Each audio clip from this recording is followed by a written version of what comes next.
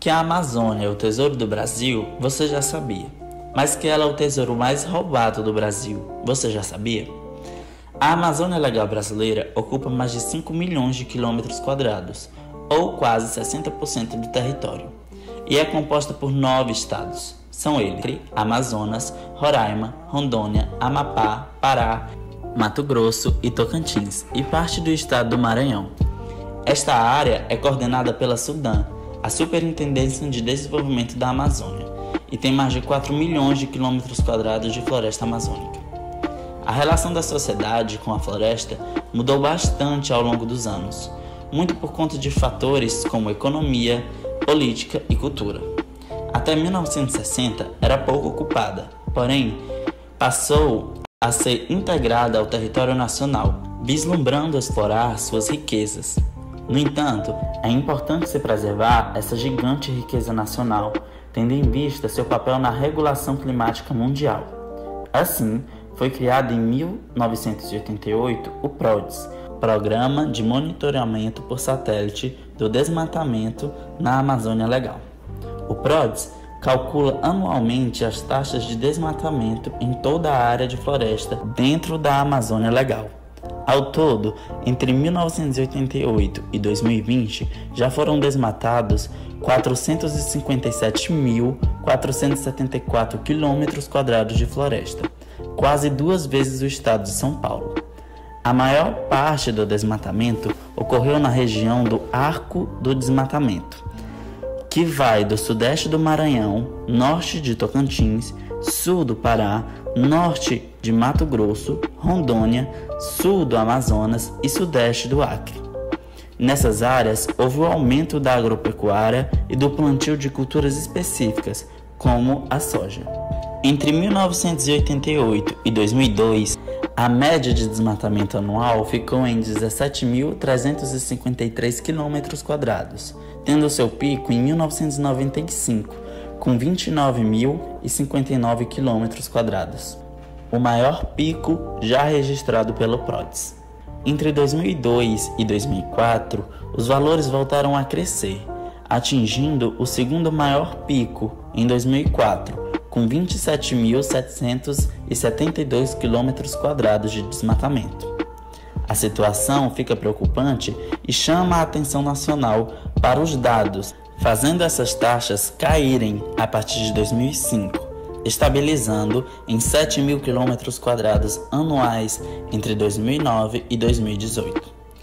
Os menores índices se deram entre 2011 e 2015, com médias de 5.620 km² anuais, chegando à menor média em 2012, com 4.571 km². Porém, as taxas voltaram a subir entre 2019 e 2020, com valores de 10.129 e 11.088 km² de desmatamento anuais, respectivamente. Um retrocesso de uma década, atingindo valores próximos aos de 2008. O Brasil vê um aumento desses números e caminha rumo contrário à comunidade mundial, que busca aliar desenvolvimento econômico, bem-estar social e a conservação ambiental.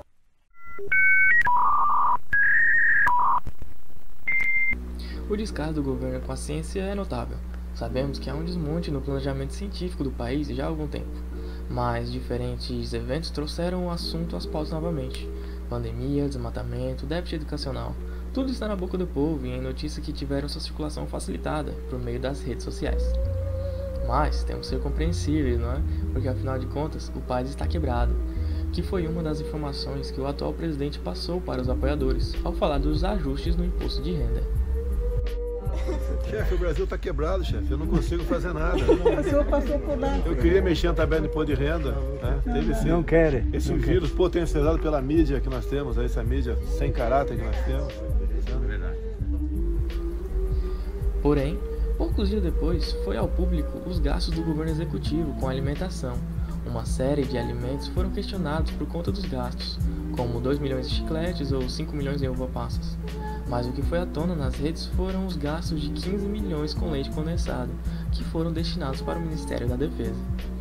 Informações estas que fomentaram os assuntos sobre os gastos e a gestão do governo, havendo uma comparação do gasto do leite condensado com o valor distribuído à CNPq para as pesquisas. Voltando a tratar do desmatamento, mais especificamente, houve uma evolução de 9,5% do desmatamento na Amazônia Legal, comparado ao ano anterior de 2019. Nada feliz com os dados, os ataques dos apoiadores do governo vieram, contrapondo os dados recolhidos pelo INPE. E, em pouco tempo, o diretor Ricardo Galvão foi exonerado do cargo após atuar 4 anos nele, e no mesmo ano foi escolhido um dos 10 cientistas do ano pela revista Nature. Segundo ele, não podemos nos calar e que, sempre que a ciência for atacada, temos que nos posicionar, independente da posição partidária. Essa tentativa de censurar os dados do INPE percorreu as redes e então Daniel Nepstad, um pesquisador estadunidense que trabalha há 30 anos com a Amazônia, elogiou a coleta de dados feita pelos métodos usados pelo INPE e que o Brasil possui um papel destaque por conta da consistência dos dados produzidos. E ainda, segundo ele, essa estratégia de negar a ciência começou a tomar maior proporção por conta da eleição de Donald Trump nos Estados Unidos. Os cientistas que estudam as causas e efeitos do aquecimento global e pesquisam sobre as políticas ambientalistas também sofreram essas retaliações nos Estados Unidos, por conta do crescimento do pensamento negacionista e até mesmo conspiracionista pelo mundo.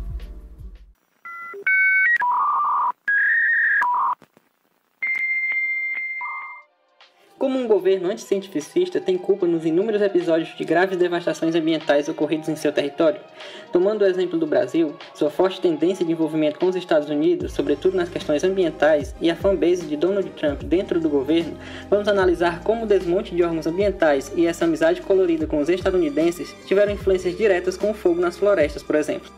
Diuturnamente, jornais pelo mundo anunciam novos números das queimadas no Pantanal e da Amazônia, com ênfase na grande escala de devastação nunca antes vista. Para muitos especialistas, as razões para tais eventos são claras: o desmonte de órgãos federais de defesa ambiental e a cruzada de braços das autoridades governamentais diante de uma tragédia anunciada. Aqui no Brasil, os dois maiores órgãos de fiscalização ambiental, o Instituto Chico Mendes de Conservação de Biodiversidade e o IBAMA, foram alvos de uma reestruturação contundente logo com a chegada do ministro Ricardo Salles no governo. Como uma de suas primeiras decisões, o ministro exonerou 21 dos 27 superintendentes do IBAMA. Aproximadamente 5 meses após o início da gestão, o governo anuncia uma redução de 34% do número de multas aplicadas por desmatamento no país e em maio do ano passado foi a vez do ICMBio, que teve suas 11 coordenadorias regionais simplesmente fechadas. Na região norte, por exemplo, restou somente uma das 4 coordenadorias existentes anteriormente. Essa única restante ficará responsável por atender a 130 unidades de conservação, segundo dados do Ministério do Meio Ambiente. Soma-se a isso a já mencionada falta de transparência nas análises do Ministério do Meio Ambiente, também denunciada pela ambientalista francesa Alice Thuot, diretora adjunta do Instituto Centro de Vida de Mato Grosso. Depois dos recordes históricos de queimadas no ano de 2019, ambientalistas, universidades e ONGs avisaram que a previsão para 2020 era de uma estação seca ainda mais rigorosa, o que facilitaria os crimes ambientais. Na perspectiva de que, quem avisa amigo é, o governo federal foi notificado mais de uma vez a respeito dessas projeções, inclusive por órgãos ligados diretamente a ele, como o INPE e a NASA. Entretanto, a atitude do governo foi o reverso das recomendações. Como exemplo, podemos citar que o ano de 2019 terminou com o ministro Salles deixando de executar 3,3 bilhões do orçamento de sua pasta, o que vale a 39% do total, segundo dados do próprio Ministério do Meio Ambiente. Consequência, recordes e mais recordes de queimadas, milhares de hectares de fauna e flora sendo perdidos, para não mencionar outros acontecimentos. A situação só não é mais triste porque, mesmo diante de tantos cortes, desvalorização e falta de investimentos, os brigadistas lutaram bravamente arriscando suas vidas na tentativa de controlar o fogo. Entretanto, foi notória a desproporção do número de pessoas no combate, tendo em vista o tamanho do desastre. Assim sendo, as queimadas impressionantes ocorridas no Brasil tomaram proporções internacionais, onde podemos citar os Estados Unidos dando apoio ao governo Bolsonaro e as críticas de Emmanuel Macron à administração da crise no Brasil. As defesas de Trump a Bolsonaro desvelam o caráter concordante aos posicionamentos tomados por ele e seu governo. Em contrapartida, o presidente brasileiro segue admirando e seguindo os passos de seu ídolo. Não à toa, Estados Unidos e Brasil encabeçam as listas de involução na proteção do meio ambiente, sendo os dois países que mais somam retrocessos ambientais, bem mais acentuados nas gestões governamentais de Trump e Bolsonaro, seja por desmontes internos, negacionismo cientificista ou a saída de grupos internacionais, cujas consequências não caberiam em um vídeo de 10 minutos.